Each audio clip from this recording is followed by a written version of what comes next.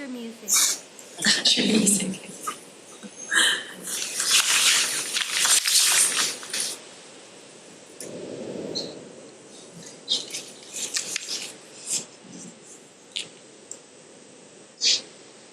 These are all her photos.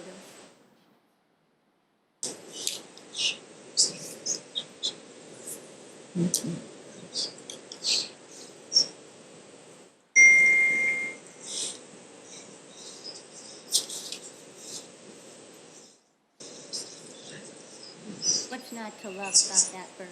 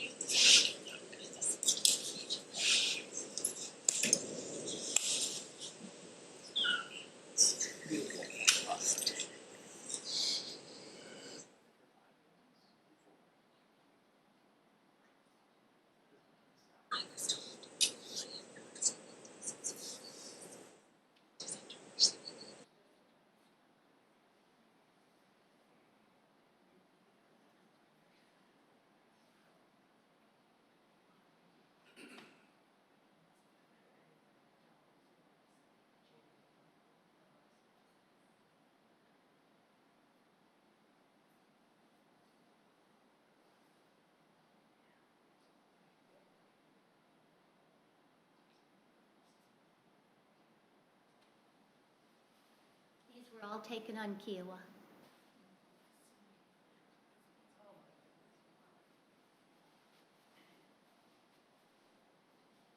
Aren't we lucky to see these birds?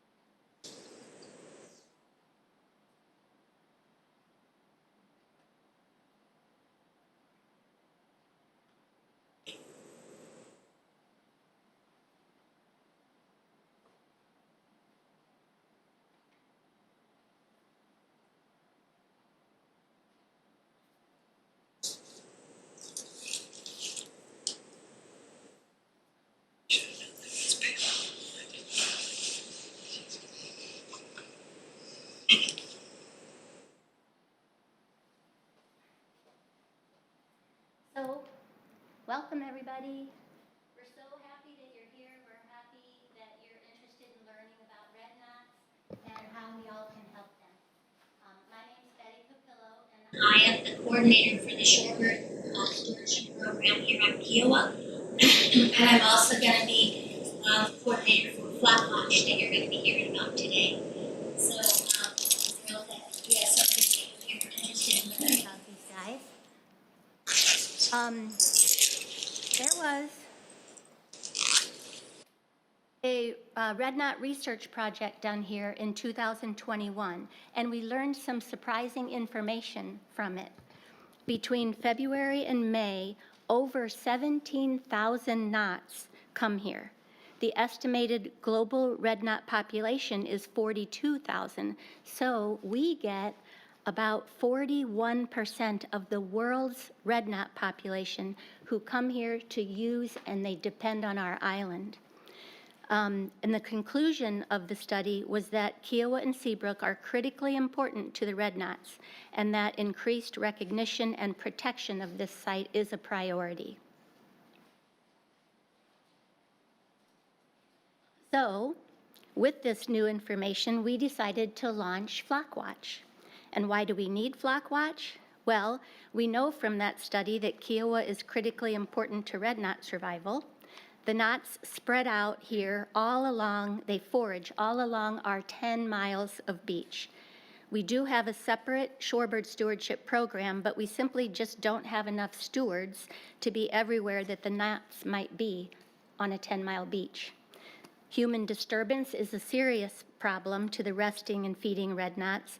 So when they're here, they have this short window of time to rest and conserve their energy and eat and pack on fat reserves that are going to enable them to successfully finish their migration up to the Arctic. And frequent disturbances can cause them to not be fit and strong enough to survive that migration.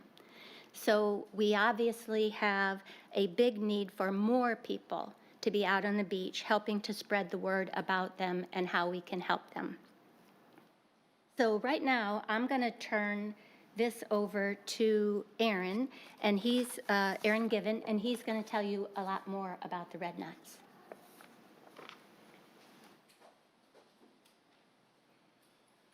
All right, hey everybody. If you don't know me, I'm Aaron Given. I'm the pond town biologist here. So the next 5 or 6 full slides or so, it's just kind of more biology type stuff about the red knots.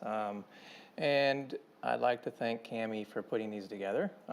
She's back in the corner. I got these yesterday, and there's a lot of neat information here. So I'm just going to kind of go through them and talk a little bit about red knots and why they're here and what they're doing when they are here, what they look like, and so forth. So I'm just going to kind of go through some of these bulleted points here.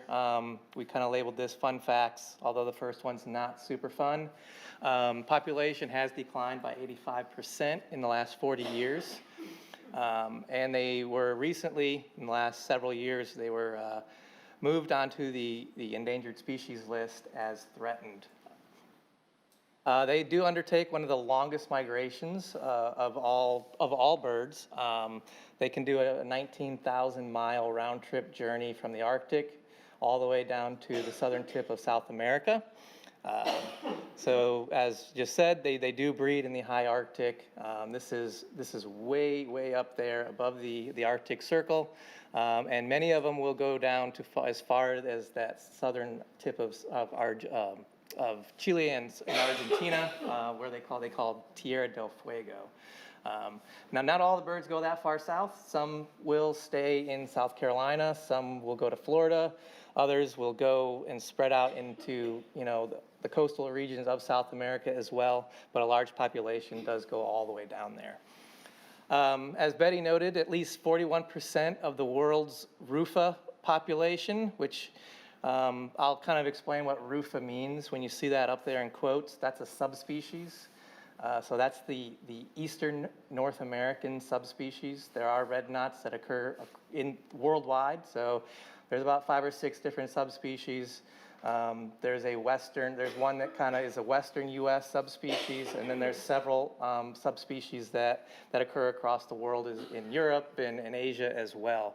So when we're talking about red knots we're just talking about the rufa subspecies, which is the kind of the eastern North American subspecies. So when they are here, their average stopover time is 47 days. When I say stopover time, that kind of is a term that's used for when a bird comes to an area during migration to stop, rest, and refuel. They are here for a certain amount of time. So on average, these birds are spending 47 days here on Kiowa Seabrook, DeVoe Bank, in this area before they actually move on. So like, for example, I do a lot of banding of songbirds in the fall. Most of these songbirds that we catch are only here for a few days, so they can get what they need in 2 to 5 days. But these red knots, because they are going much further than a lot of the songbirds, they need a lot more resources, so they need to spend a lot more time putting on that weight. So, they're here for a lot longer time.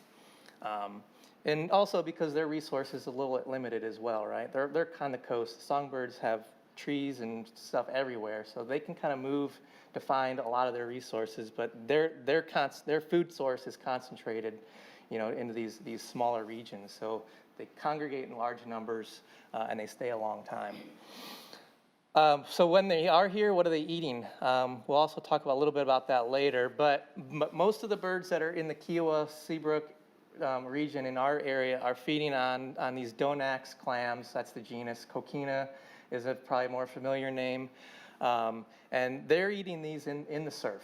So if you see these birds strung out, they're right along the edge of the sand, the beach, and the surf, and they're just driving their bills into the sand, looking for these little clams, and they'll actually swallow them whole, and then they may regurgitate some of the shell back up, but some of it will also get crushed and pass through the bird as well. Now, there are some spots in South Carolina where we do have horseshoe crabs that spawn, and when those occur, DeVoe Bank's an area where we might have some spawning, and I think there's some other areas south of us. And Cape Romaine, they have spawning in Cape Romaine as well? Some? Okay. Savannah River area? Okay. So when those events do happen, somehow these birds know it, even if the spawning is in the Savannah River area, and we may lose a lot of these birds for a short period of time. So they may actually be here, and there could be a horseshoe crab spawn someplace, and they'll actually go there, spend time gorging on those eggs, and then they'll come back when they're done. How they know, I don't know, but they do know. And that's evidence based off of birds that have little flags on their legs. We'll know that they're here at some point, and then they'll get resighted, during that time, and then they get resighted again back after there. So it's kind of amazing. And then just another kind of fact, there was a flock of up to 8,000 individuals that was seen. I tried to look that up to see kind of when and where that occurred. All I could find was 2013 was the date.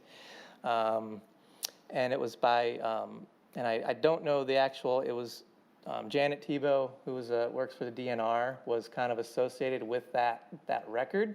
But I'm not sure. Do you know, Cammie, where that was? I'm not sure either. Okay. Yeah, I mean, I've had some pretty large flocks as well, 5,000 or 6,000 on, it's been in that, 2010 to 2015 kind of seems to be when those occur. Right now we're still seeing large flocks, not that large, but we'll see flocks in the 3,000 to 4,000 at some time still. All right, a little bit about the red knot migration. So I told you they have one of the longest migrations already. This is kind of just showing it to you in picture form. So let's start, where do you want to start? Let's start down south, because that's where the arrows are going. So a lot of birds, like I said, wintering down in the southern tip of South America. And what they'll do is they'll make these long flights. Most of the time it's nonstop, and they'll do these little jumps. So each arrow represents a jump in their migration. So from the southern tip of South America, they may fly 4,000 miles. This is nonstop. This is all at once without stopping until another staging area there in Brazil. And they may stop there now for a while, and they're going to refuel again, and then they're going to do another jump, and they're going to jump across the Atlantic a little bit, and they might hit the Caribbean islands. So they might stop there for a little while, get some more food, take some rest, maybe grab a Bahama Mama or something that they get there. And then from there, they're going to make another jump, and they're going to jump across the Caribbean, cross into the Atlantic, and from there they might land in Florida. They might hit South Carolina, Georgia. Some birds might go all the way to Delaware Bay. But for us, a lot of these birds are coming to the Kiowa Seabrook area as their next stop from there. And then, like I said, they're going to spend a lot of time here because from here, most of these birds are now going to make a nonstop flight all the way to the Arctic, which is about 2,500 miles. So there is another group of birds that go to Delaware Bay. Delaware Bay has been famous for hosting large flocks of red knots in the past. Those numbers are declining rapidly, mainly due to lack of horseshoe crabs because of harvest. They harvest horseshoe crabs for different reasons. Some of them is for fishing bait. They use them as bait. Others is for medical reasons. They bleed these crabs. They use the blood for cancer research and things like that. Then they release once they get done bleeding the crabs, they do release them back, but we don't know. It's unclear how well those horseshoe crabs actually survive after getting bled like that. So their population in Delaware Bay has been decreasing pretty rapidly over the last 15, 20 years. All right, red knot diet, I kind of talked about that already. But like I said, when they're here, they're eating on coquina clams mainly. And you can see the right picture there. Those two red knots both have a little clam in their bill. And then when there is spawning, horseshoe crab spawns, they will go and take advantage of that. Those horseshoe crabs are full of fat, and it's a good source of energy for them. So if they can gorge on horseshoe crabs, then they don't need to eat as many clams.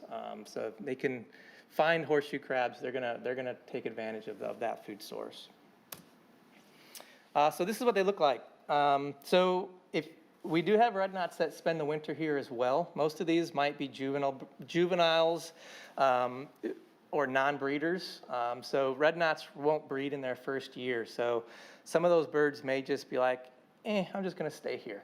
There's no need to fly to the Arctic.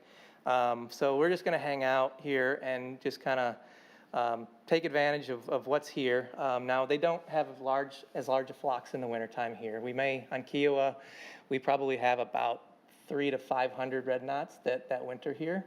And then in March, those migrants start to kind of join those birds.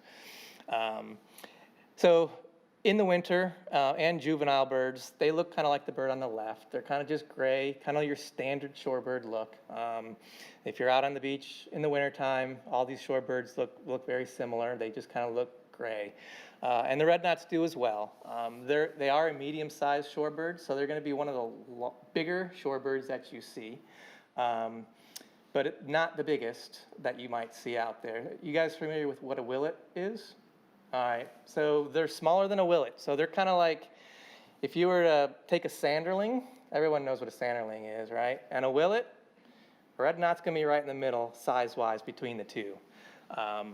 So they're kind of in that medium size. And then starting about March-ish, these birds are going to begin to molt. Molt is just a term meaning they're going to replace their body, some of their feathers on their body.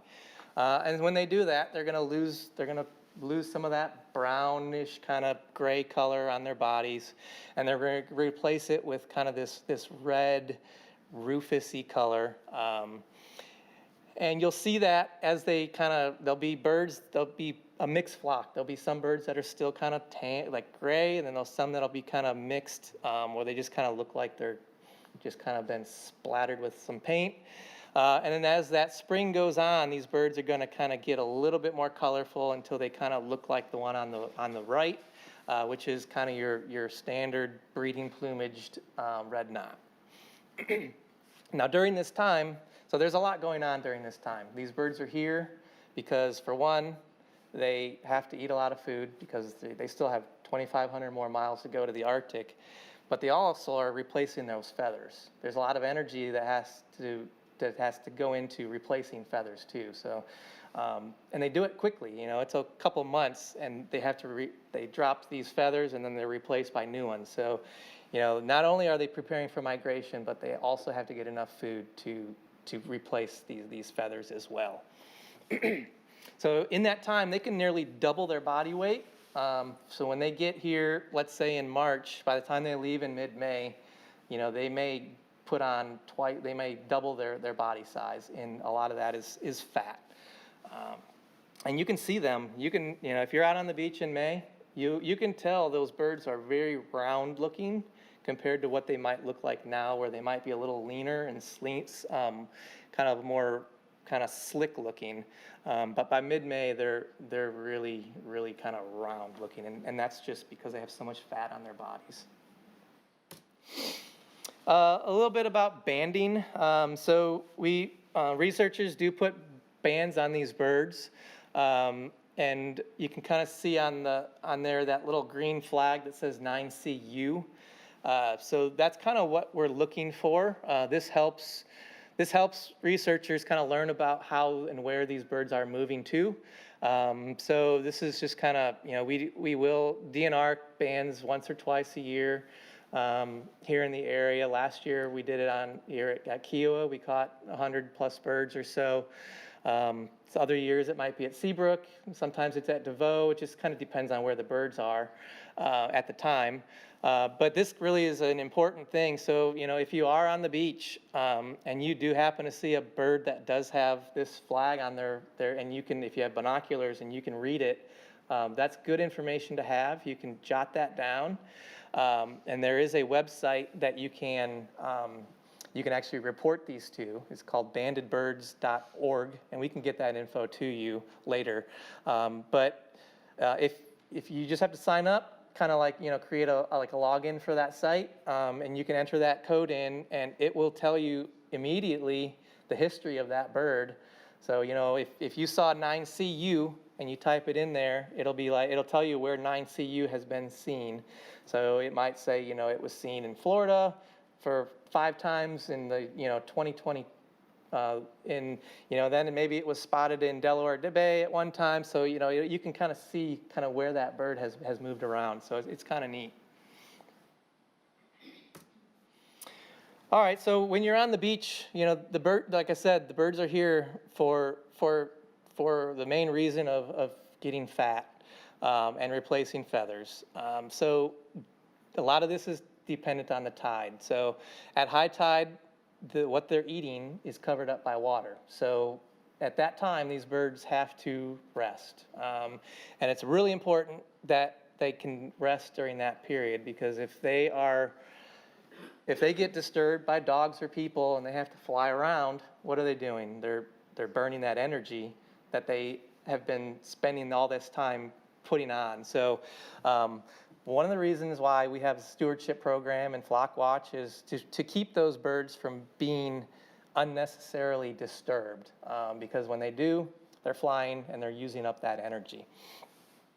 At low tide, as the tide recedes, that food source is exposed, and these birds are able to kind of get out there and start to feed. So, about an hour or so after high tide, that they'll start to peel off of that high tide roost, and they're going to spread out along the beach.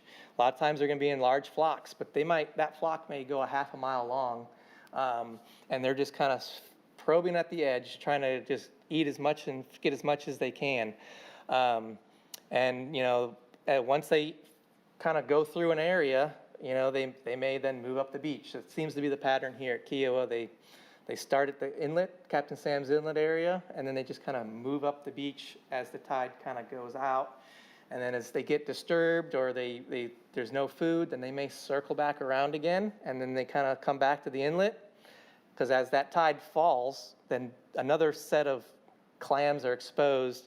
They'll eat that, they'll work their way up again, and then they might kind of do that again. So it's a kind of a pattern until high tide, and then they go back and rest again. So things that we do to kind of that we can help. A lot of you guys probably already know a lot of this. Keeping dogs on leash and away from the birds is super important. The red knots do see dogs as a predator. If you've ever been on the beach and you've seen a row of red knots feeding, you can walk pretty darn close to those birds and they don't move. They just keep doing what they're doing. But if somebody with a dog gets kind of close, those birds are going to fly because they think a dog is going to eat them. Now if people can get too close and make them fly too, but they're way more tolerant of people than they are if they see a dog. Go around the birds, don't make them fly. I've kind of already covered that. So if you do, see a flock of birds, just make a little wider berth, give them a little bit of their space, and then just kind of come back. And that's the message that we want to kind of present to the public as well. When we're out there looking at these flocks, and we see somebody kind of coming towards that flock, what I might do is I might just go like, hey, please give these birds a little bit of space, just come a little higher up on the beach, go around them, and then come back. And, I'll explain why and stuff like that as well. Observe from a distance. If you have some sort of binoculars, that's really good to take with you, because then you can observe these birds and you don't have to get so close. And then again, alert other beachgoers that they don't that they need to try not to disturb those birds. All right, is this Betty? Are you back? I think. Any questions up to this point? We'll have some time to answer questions too at the end. All right.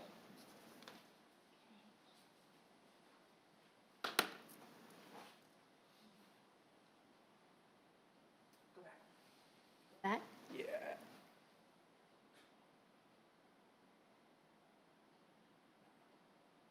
I didn't talk about that one. Okay. So back to FlockWatch. Who is FlockWatch for? Well, if you enjoy taking walks on the beach, if you appreciate and care about red knots, if you're comfortable sharing information with fellow beachgoers, then FlockWatch program can definitely use you. From February through late May, the red knots need our help. All that's needed is for more people to be out there on the beach during what may be just a usual beach walk for you.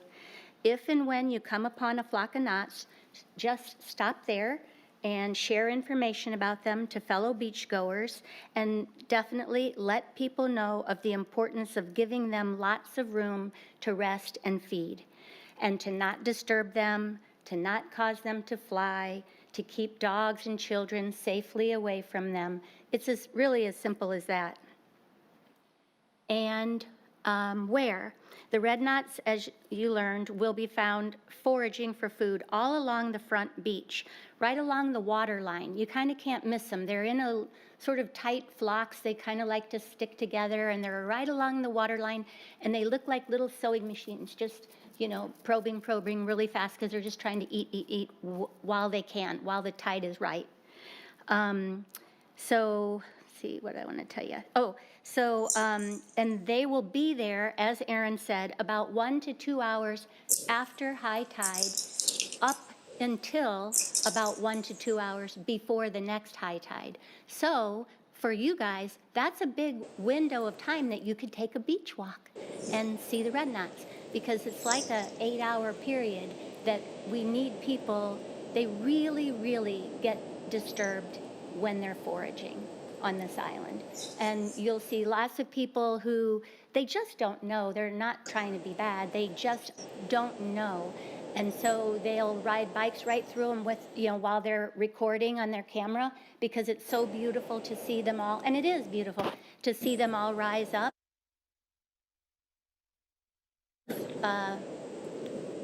Social media pictures get taken of red knots being disturbed. So anyway, we just need more people out there just kind of with the flocks and talking to people about the importance to give them some space. They also, at high tide, as you learned, their food source is covered up. So they're just going to rest, and in a big group, typically down at Captain Sam's Spit. And so those guys need protection from disturbance there too. So walking down to the spit to talk to folks out there is also important. And that's an option for people who are interested in doing that too. We supply training, and there will be a field session offered on the beach to help you. We supply a flip book with beautiful red knot photos and information to help you. And they're actually the slides that Aaron used on his part of this presentation, you'll get a copy of those. And they're really great because not only will you be able to use them to refer to for your own knowledge, but they're great to take with you on the beach, because since people can't get close enough to the birds to really see the detail and how awesomely beautiful they are, you've got pictures that you can actually show them. And to Erin's point, it's a great idea to take binoculars with you. I always share my binoculars with folks, and they love that. They love to actually see those birds close up. It just really helps them connect and appreciate them more. What else do I want to tell you? We also supply a lanyard, like a name taggy lanyard that kind of makes you look official, and a yellow vest that will designate you as a volunteer. So they'll kind of notice you standing by the flock and know you're somebody. And then after you've served 8 hours of protecting the red knots, so after you've been talking to folks, not all in one clump, obviously, but after you have done 8 hours of that, then you get rewarded with a really nice t-shirt, a FlockWatch t-shirt with a beautiful picture of a red knot on the back, and you'll love that. So after you have spent time talking to folks and protecting a flock or flocks, then I just need you to text me and tell me how long you were out there doing that. Because I just need to track hours, because at the end of the season, I have to report how many hours the program has logged. So just simply text me after you're done and say, hey, I just finished 2 hours with a flock at Boardwalk 12 or something like that. But I just need to know your time. So how exactly is this done? When you find a flock, you simply stand at the edge of the flock and you watch for people that are heading towards it. Your job is to try to prevent those birds from being disturbed. So you just go up to the folks and you simply point to the flock and you tell them what those birds are and that you're there to ask beach walkers to keep their distance and why it's so important to allow them to eat and not make them fly. You're just out there to, in a real positive way, just educate folks about the knots. But we are emphasizing the importance of not disturbing them and to give them space. So everybody has a slightly different approach about how they do this when they talk to folks, and you'll just get in the groove and sort of learn kind of what works for you. It's important to, as I said, approach people very positively. Even if you witness them just disturbing a flock, you still want to have a smile on your face, and because they just don't know. And tell them about the birds that just flew away, you know, and teach them about that. Enthusiasm is typically contagious, and so I always approach them as if I have really cool or awesome information to tell them about. And you do. You've got really cool and awesome information to tell people about these birds. So that's a great way to sort of break the ice. So there are a few examples here, but I always, every year with stewardship, and now probably with this, I always get asked, well, I don't exactly know exactly what to say. How do I really do it? You know, people struggle with that. So I'm going to just use myself as an example and give you a rough idea, kind of a rough scenario of how I myself steward. I have a go-to line that I use on everybody, and I just walk up to anybody and I point to the flock of knots and I say, hey, have you heard about these birds? And then if they say no, then I say, these are red knots, and they have one of the longest migrations of any animal on the planet. They fly from the lowest tip of South America all the way up to the Arctic. Well, that usually gets their attention, and they'll say something like, wow, you're kidding. And then I go on with, they're really in trouble. Their population has declined over 85% in the last 40 years. And then people will typically say something like, oh no, why is that? And I reply, well, there's a number of reasons, but human disturbance plays a big role. I go on to say that most of them are here from February through mid-May, when they will then leave to go to the Arctic, and that while they're here, they need to almost double their body weight by eating a lot and packing on lots of fat to fuel the rest of their journey to the Arctic. And then I emphasize how critical it is to allow them to rest and feed to do that while they're here. And I always end by saying that we're just trying to spread the word about the importance of giving them lots of space on the beach and keeping your distance and not disturbing them. And I always then ask them if they seem enthusiastic about it. I always say, well, be sure and spread the word, you know, tell other people about the knots. So hopefully we'll get them interested enough in these birds to spread the word to others. That's sort of like roughly what I do and say. These are just some of the contact numbers in case you need them, but I am your main contact. You're going to call me with any questions or concerns and to report your hours to me. Aaron's number is here too if you need him, and the other two contacts are here today, and I want you to meet them now. I'm going to start by introducing Cammie. Cammie is the one who did our slide, what do you call this, PowerPoint for us, so it's all her work. This is Cammie Duquette, and she works with the South Carolina Department of Natural Resources, and I'm going to let you tell her, or let her tell you more. Thank you, Betty. All right. Hi, everyone. Like Betty said, my name is Cammie.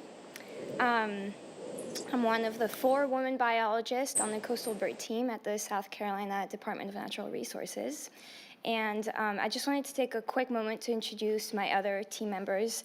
So we're led by Felicia Sanders, who's been with the agency for over 22 years. And then Janet Thibault has been a biologist for over 12 years, and Mary Catherine Martin also has been with the agency for 10 years. So we have a lot of knowledge and expertise on our team. I've only been here 1 year, so I'll catch up eventually. But I just wanted to tell you a little bit about some of the research that my team does on red knots and how important they are. So they've been, like Aaron mentioned, outfitting birds with satellite transmitters, with nanotags and geolocators to learn more about where they're going, some of their movement patterns, and really their population numbers. And from a recent study and from tracking birds, like Aaron said, we caught about 150 last year, and some of those were outfitted with nanotags. We know that South Carolina and Kiowa is about 2/3 of the birds that come here, that is their last stop before their breeding ground. So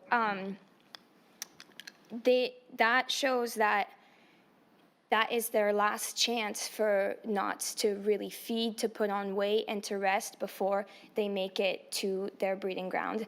And I want to emphasize, this has already been said, but anytime that the birds are forced to fly off from either resting or feeding, that is energy they're expending towards running away from you or from dogs. That's energy that they can't put into their migration northward, and maybe even if they do make it to their breeding ground, then they don't have that energy to actually raise their chicks successfully when they're in the Arctic.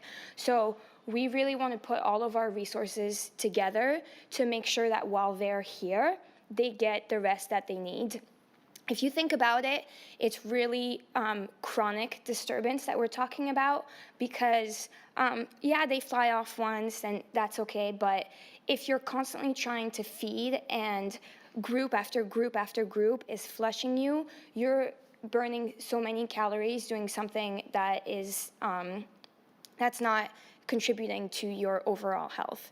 So anyways, just wanted to emphasize that because it is really, really important, and that's why we are also glad you're here, because even if you're preventing one disturbance or sharing knowledge with others, you could be the reason why, you know, they have just a little bit more energy to make it and successfully rear young, because that's what we want to do. We want to increase the population numbers.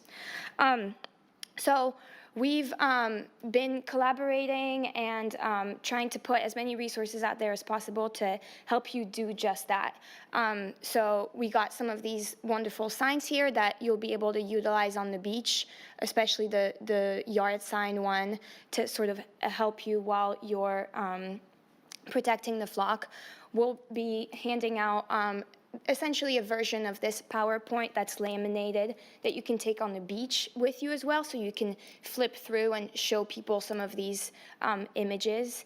And as well as, we've an exciting thing this year is we've collaborated with the Beachwalker County Park, so that you can actually have access to a scope and some binoculars if you don't have one yourself.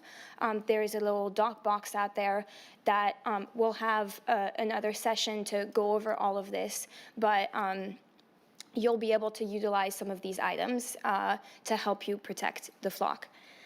And then finally, we're really excited because this year we have hired Aubrey, who's specifically focusing on red knots on Kiowa, and protecting the flock and sharing with other beachgoers the importance of this site and the magnificent stories of red knots. So Aubrey's going to be here throughout the migration season on Kiowa, on the beach, talking to beachgoers, and hopefully with you all. So I'll let Aubrey talk a little bit more about what he's going to do. But if you have any questions, concerns, ideas, please feel free to reach out to me or come talk to me after this. Hey y'all, like Cami just said, my name's Aubrey. Very excited to be here. I've already met some of y'all, so excited to hopefully meet more of y'all out on the beach. Like Cami said, I'm in charge of outreach and just engaging the public. We do have a little bit of a disconnect that I'm really trying to engage with, is educating more people. And so I primarily will be out on the sand Thursday, Fridays, and Saturdays. Please, please, please take down my contact information, especially my phone number. I'm pretty good about getting back to you right away. If you want to join me one day on the beach for an hour or two or however long, just so we can work together on reaching more people. I also work with Nate, a member of our team, who's out on the sand as well, using a scope, just reciting bands primarily. And we found that working in pairs is also a really fun way to do that for not only us, but just educating people. So please feel free to reach out to me about any questions, any experiences you've had as well. I'm working with Cami and the rest of the team to streamline this education process so we can all collectively protect this amazing species. Aubrey, can you speak to how, if they see you on the beach or Nate on the beach, how they can help you? What would be a way that they could be helpful? Honestly, educating. If you see people who are, if I am closer to the flock with my scope, or Nate as well, if we're trying to recite bands or you're talking to someone, if you're higher up on the beach or even lower down on the beach and people are not coming anywhere near me, or they don't see me, don't recognize that I am an opportunity, I or Nate are an opportunity to learn about this birds and engage. If you could just stop them and say, hey, y'all are interested in this opportunity, or can I tell you about more about the birds, and then send them over to me, because it's difficult to be in a conversation or having someone use the scope and then just to turn around and try and flag someone else down. So if we're not talking currently, or you're not part of an ongoing conversation already, and you see someone that is riding a bike, walking a dog, just send them over to me or engage with them directly. It'd be very helpful. It'd be very appreciated. It'd be a huge help. Yes. Thursday, Friday, and Saturday? Yes, sir. I forgot to mention Nate, who's the gentleman we were talking about. So Nate has also been hired throughout the migration season to specifically recite bands. Aaron was talking about those little green, sometimes green bands that you see on the red knots. So that's one of our team members through a big partnership, and he's specifically focusing on reciting those flags and estimating flock sizes. So you'll probably see him out on the beach a lot, and he has to focus on really paying attention to the flock itself, and may not necessarily have time to go towards someone who's approaching with a dog. So like Aubrey was mentioning, working in pairs, it is really useful to be in a group, because sometimes the flock is so big. You might see someone coming on this end and someone coming on that end of the flock, and we're trying to stop them from actually going through before they get there. And when you're with your scope or binoculars and trying to look at these really, really tiny numbers on the flag, it's hard to sort of intercept them before the birds fly off. All that to say, there's going to be a number of us on the beach throughout the season, but we can always use more help. So we're really excited to get out there with y'all. I think we mentioned it all. So who here has actually gotten an opportunity to see a ginormous flock of red knots? Yeah, so have you seen them in April when they're like thousands of them in one big giant flock? They're so amazing. And if you've seen that on the beach, you realize how difficult it would be for one person to try to talk to folks and prevent them from heading into that flock. Because as Aaron said, those flocks can be, what did you say, a half a mile long. And so you can be on one side of it and see people heading right into it way down the beach, and you can't even get to them in time. So that's why, that is a beautiful example of why we need more people.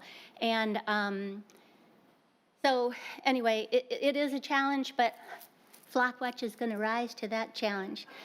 And the other thing I was just thinking about when Cammie was talking is the whole point of that we now know through research that about 2/3 of the knots that you see here are going to fly nonstop to the Arctic.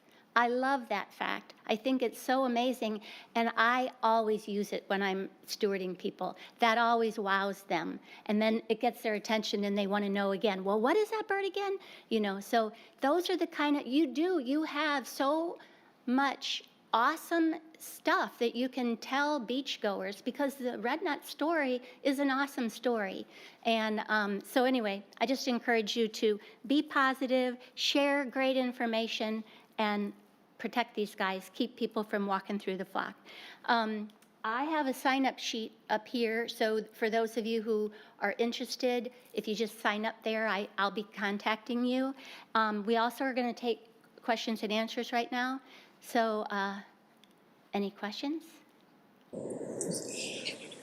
Can you give us a tip on how do you know how many are in that flock? When you say there's 1,000 there, how do you really know? Oh, man. I mean, I know people know, but. You're asking the wrong person. I took a little class online to try to figure out how to count, and I flunked that class. So I'm bad at that. So Aaron's the guy. It can be hard when there's that many birds. Different techniques, different people can use, but if I'm out trying to estimate a flock, just remember it's an estimate. You're not going to get every single bird. So if you have binoculars or a scope, a lot of times if it's a large flock, I'll look through a scope, and what I'll do is I'll just count the birds in one scope view, and then let's say that's 200. And then what I'll do is just slide it until those last birds are out of my view, and then I'll just count scope views from there. So you have 200 birds in the first scope, and then if your flock is 10 scopes wide, then you can estimate 2,000 birds. Now, if your flock, sometimes these red knots in the middle, they're denser than they are at the ends, so your birds kind of are more congregated in the middle of the flock, and then they thin out as they go. So what I might do then is just kind of take a few hundred birds off of the ends, and then instead of 2,000, I might say 1,700, just to be a little bit more conservative for those birds that might be. If it's a smaller flock, you can sit there and count them one by one, and some people have little clickers. You guys don't need to do any of this, but when Nate is out on the beach doing it, he'll have a clicker, and he's just kind of using that instead of going 1, 2, 3. He can just click as he goes across the flock, and then he'll get his final number, when he looks down at his kind of thing. But yeah, as far as this program goes, it would be great. You can estimate the number of birds that you are doing, but it's probably not critical that you don't have to count the number of birds. But a good estimate would be, would be good to have, and you can do that simply by, and it takes practice, just kind of practice what, or practice what a 100-bird looks like, a little plot, just count 100 birds and you'll kind of get an idea that's what a 100 birds about looks like. And you're like, okay, well, there's about 10 of those, or 8 of those, and then you can just get an estimate like that. Eddie, did they stop by Kiowa on their way back? No, they take a different route. Up there. You can speak to that. They go a different route home. Yeah, we know less about the return trip, but yeah, I mean, some birds do come back and will probably stop here. But a lot of times, once they get done breeding, they just kind of start to spread back out. They don't have these big concentrations where they're not stopping over in these large flocks on their way back south. So they kind of take their time a little bit more going back south.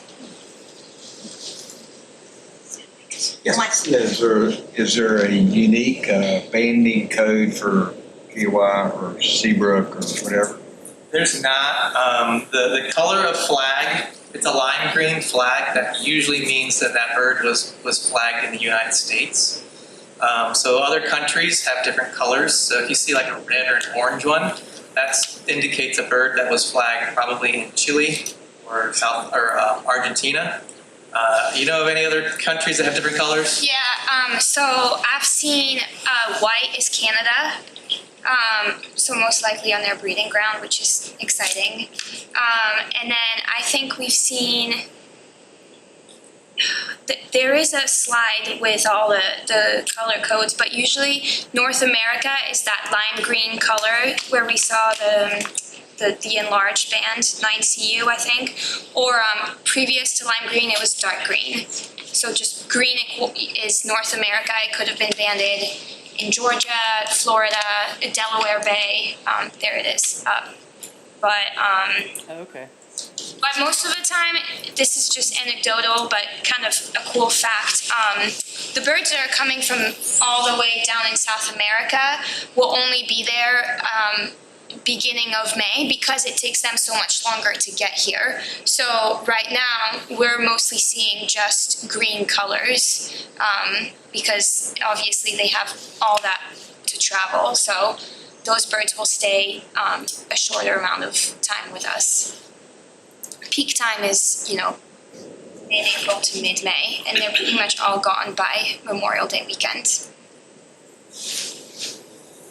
What's the life expectancy? I keep looking at Aaron. I mean, they're a long-lived species. I don't recall are they went 15 years maybe? Yeah. Probably on average, but I think there have been some birds that have been flagged, and they're much older than that. But I would say they're probably like in the 10 to 15 year range. I think I want to say that book, there's a really wonderful book called Moonbird. If you don't know about it, that was sort of my first experience of learning about red knots. It's a great book. And I want to say that was the oldest known red knot. And I want to say the last time they banded or saw that bird, I think it was 21 years old. Yeah, 21 years old that bird was. And if you don't have that book.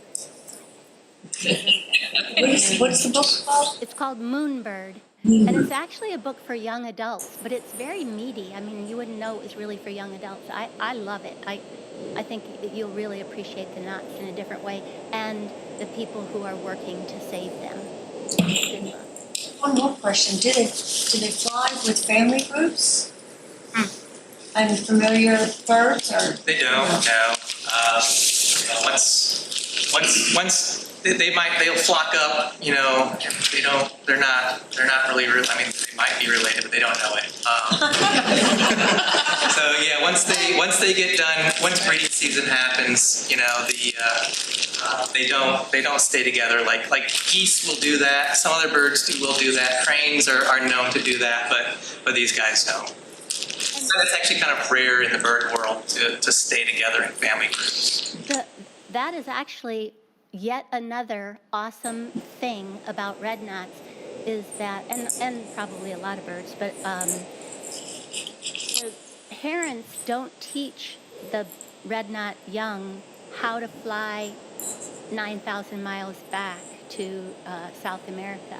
The parents, correct me if I'm wrong, Erin, but don't they leave like a couple weeks before the young do in the Arctic after the young are raised? The mom leaves first pretty quickly to head away, and then the dad stays a little longer, and then he leaves. And then my understanding is the babies, nobody teaches them where to go, when to go. It's just one of those great miracles of nature. Yep. How do you sort of figure out where the flocks might be at any given time? It sounds like shortly after high tide, they're on the west, and right before low tide, they've moved east on the beach. That's a challenge for us. And so what I have experienced, but it's not always the case, is lots of times the knots will sort of prefer a certain area for a period of time. They're like little creatures of habit. It's been my experience that they do that more later in the season. It must be that they find a patch of Donax that's a lot of good clams there, and you'll see them kind of in that general vicinity every day for a number of days. But sometimes they just surprise you and you never know where they're going to be. So what I do, if it helps you at all, is I always take my binoculars, always, if I'm going to walk the beach, and stand on the boardwalk and just kind of scan. And, you know, you're not going to miss a flock of thousands of knots if you have your binoculars. So you can head that direction. We're also trying to implement something called a text alert kind of system, where I ask anybody who's interested, if you want to be on that, you give me your cell phone number, and then when anyone spots a flock of knots, you shoot a text to me, let me know, just say, big flock of knots at Boardwalk 15, need stewards here. And then I shoot that out to the group. And then some people can get there right away. And it also gives you guys information as to where they are. Hopefully we'll see where they tend to be, and that might give you a better idea of where to kind of start and go. But they really do utilize a large part of our island. My experience thus far has been almost every day I've been on the sand has been that they're typically down towards Captain Sam a lot of the time at the beginning of the feeding, and then working either towards this end of the beach, and then sometimes they also work further towards out as the tide goes out. But Where is that? And Captain Sam's at the spit, so towards the far end down to the right. Okay, but I missed the last thing you said, Aubrey. They just work from Beach Walker down towards the right as the tide goes out. It's been my experience thus far. So what has happened in the last few years is they'll kind of start out hanging out a lot more. They definitely use the rest of the island, but they hang out more so where their roosting area is down there, and they start eating down there, and they spend more time kind of on that end of the island, which is what Aubrey's describing.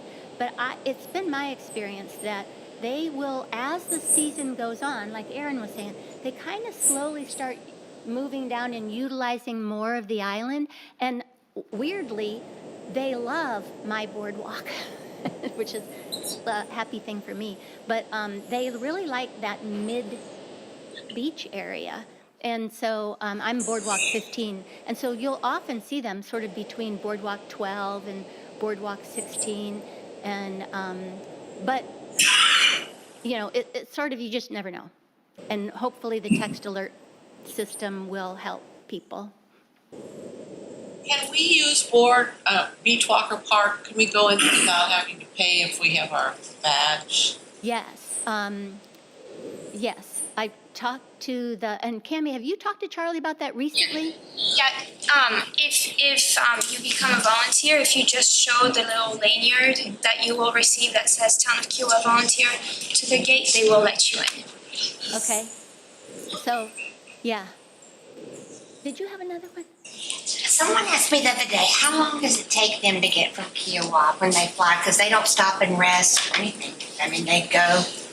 Yeah, most of it is nonstop. They may pause, around James Bay there. A lot of them will go that whole way. Cami, do you know that number? You've got the DNR has that data from those, Yeah. those satellite tags and all that. It's a couple days.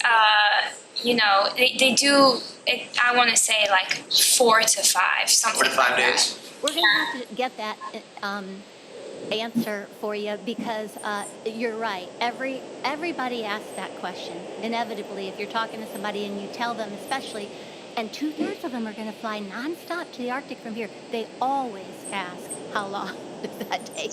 And I don't really have the accurate answer, so that would be a good thing to, really find out for everybody. Yes, you listed the beach patrol for enforcement on your slide. What conduct would prompt you to call them? So, well, you know what? I'm going to let Aaron answer that. So that would be, so if you happen to notice any violations with the dog ordinance, right, as of March 16th, right now, dogs have to be on leash on Kiowa, except for that one area down by the beach, between the beach club and the ocean course. That's our off-leash all year round zone. So that would be, one thing, but another thing would just be if somebody, if you, obviously you guys you're not there to enforce anything, but if you see those types of things, you can call beach patrol and be like, hey, there's a dog off leash here, and they'll come down and deal with it. As a steward or a FlockWatch member, you can talk to that person and say, hey, dogs are supposed to be on leash right now, and if they comply, then great. If not, then that's when you could call beach patrol again. And if anybody just gives you any trouble, we don't want you guys to be engaging in negative interactions with the public. So when that occurs, which is rare, but if that happens to occur, if somebody is just a complete jerk, obviously it's not illegal to be a jerk. But if you feel any threatened or any kind of way, then that's when you would want to call beach patrol and then tell them what happened, and if they might be able to do something. They may not, but that's kind of why beach patrol is there. They can get there a lot quicker than I would be able to. If you can't get beach patrol, you could always call me. I'm also a code enforcement officer, and I can enforce the town's ordinances as well. But beach patrol is on the beach, and they could probably get there quicker because God knows what I might be doing at that time. I don't want to scare you about that. I've been stewarding shorebirds for 5 years, and really, I would say 99% of your interactions with people are so fun and positive. If you go into this with a real positive, enthusiastic frame of mind, like I said, where you're actually giving them some fascinating information about something that they're seeing on their beach. It sort of enhances their beach experience to understand what they're seeing. And so if you approach it like that, most people are so excited to talk about it. They're so grateful. They're usually full of questions, and you love it. And so it's mostly a positive experience. If you're going to have a problem, more often than not, it will be a dog owner, and more often than not. And it's hard for dog owners who have a beloved pet to understand. You'll typically hear the line, but he wouldn't hurt a fly, and so the thing to say there is, but the birds don't know that. The birds don't know he wouldn't hurt them. The birds don't know he's on a leash. They see a 4-legged animal and their brain says predator. And so as Aaron said, I've seen, you'll be out on the beach and you'll be standing there with a flock and all of a sudden off they go and you're like, what scared them? And then you look and there'll be a dog coming and pretty far away, but they'll flush so much sooner when they see what they think is a predator than they will for a person. So, but really, even though that contact information is there, it's really for people who aren't complying maybe with keeping their dog away from the flock. It doesn't happen often. Another training session, they talked about interacting with the dog, recognizing the dog. Yes. oohing over the dogs and then transitioning to, oh, by the way. That's a great tip.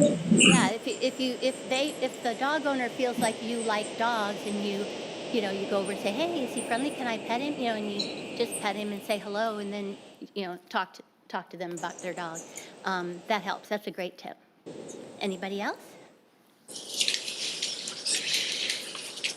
Just a comment, the signs on the beach for the no dog access are not very effective because they're way up on the dunes, and people, when they're walking their dogs, they're not looking in the dunes, they're looking in the water. So even though there are signs out there, and as a steward, people just don't see them. So lots of times when I see a dog in violation, the dog owner in violation, I basically say, do you know about these birds? And talk to us. Say, but dogs aren't allowed on this part of the beach. And 99% probably, people say, well, I didn't see a sign anywhere. And they just don't, because it's not well marked. So that's just, I don't know if we can work on that somehow. Yeah, I mean, we've tried. Obviously you can't put a sign on the active beach because high tide's going to wash it away every day. Seabrook has these buoys that sit on their beach. We tried that, and both of those buoys snapped off and floated away. There is a different kind of buoy that we might be able to try, which is just just lays on the beach. It's a little different, and it's that would be our only other option with that. It's education. Trying to educate everybody is probably the best way. We do struggle with that. As far as, we try to write warnings to people when they do go in those critical habitat areas. That way we kind of know who those people are that got warned, and if they are in there again, then we know, well, you do know. They can't use that line again. It's record keeping on that, and, the Beach Patrol has a lot of other things going on than just keeping dog people out of the critical habitat areas. So just trying to educate the public the best we can about where those critical habitat are is kind of the best we can do right now, minus trying to get a buoy or something out on the middle part of that beach. I think Sullivan's Island has got some fairly strict, you have to have a permit from the city to actually be on, and their fines are pretty restricted. If you get caught, my neighbors got caught. Oh, yeah? And it was like $100 per dog, so that was an expensive day on the beach. Yeah. So you could go that route. Sure.